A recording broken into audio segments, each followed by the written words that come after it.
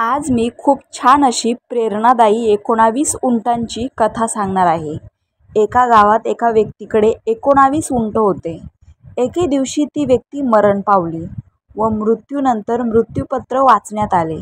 त्यात असं लिहिलेलं होतं की माझ्या 19 उंटांपैकी अर्धा हिस्सा माझ्या मुलाला, 1/4 हिस्सा माझ्या मुलीला आणि 5वा हिस्सा माझ्या नोकराला द्यावा. अर्थात ही वाटणी कशी व्हायची असा सर्वांचाच गोंधळ उडाला. 19 उंटांपैकी अर्धा हिस्सा करायचा म्हणजे एक उंट कापावा लागेल. त्यात एक कट झाला म्हणजे 18 बाकी राहील.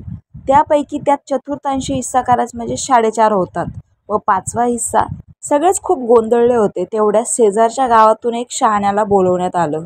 तो शहाणा त्याच्या उंटावर बसून आला. समस्या ऐकून घेतली, थोडा विचार केला, मग म्हणाला, ठीक आहे, या 19 उंटांमध्ये माझा आणखी हा एक उंट मिसळा आणि वाटून द्या. प्रत्येकाला वाटले की एक निघाला मरणासन्न वेडा, जो असे मृत्यूपत्र तयार करून निघून गेला, आणि आता हा दुसरा वेडा निघाला आहे, तो म्हणतो की त्यात अजून एक माझा उंट त्यांच्यामध्ये वाटून द्या. तरीही मुद्दा मान्य करण्यात काय हरकत आहे, नुकसान तर नाही ना. असा विचार करून सर्वांनी वाटणी करायचा निर्णय घेतला. आता एकूण उंट 19 अधिक 1 म्हणजे 20 झाले. 20 उंटांपैकी अर्ध मुलाला दिले, उरले 10 उंट. 20 उंटांपैकी 1/4 हिस्सा मुलीला म्हणजे 5 उंट तिला दिले आणि 20 उंटांपैकी 5वा हिस्सा म्हणजे 4 उंट नोकराला दिले. असे ऐकून 10, 5, 4, 19 होतात. त्यात एक उंट वाचला आणि वाचलेला उंट जो ज्ञानी माणसाचा होता तो त्याला परत देऊन टाकला व तो त्याच्या गावी घेऊन निघून गेला.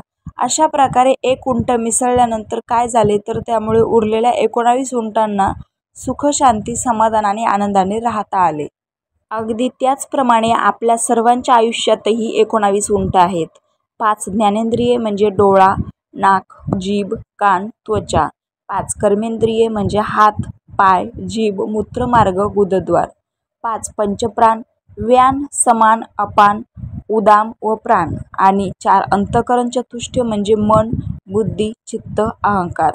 असे 19 उंट आहेत. माणूस आयुष्यभर या 19 उंटांच्या वाटणीत अडकून राहतो. आता त्यात अडकून न राहता फक्त त्यात मित्ररूपी उंट त्यात जोडा. अर्थात आयुष्यात चांगला, इमानदार व सच्चा मित्र, चांगली माणसंरूपी उंट सोबत ठेवा. जोपर्यंत मित्ररूपी उंट आपल्या आयुष्यात जोडत नाहीत तोपर्यंत सुख, शांती, समाधान आणि आनंद मिळणार नाही. रामकृष्ण हरी.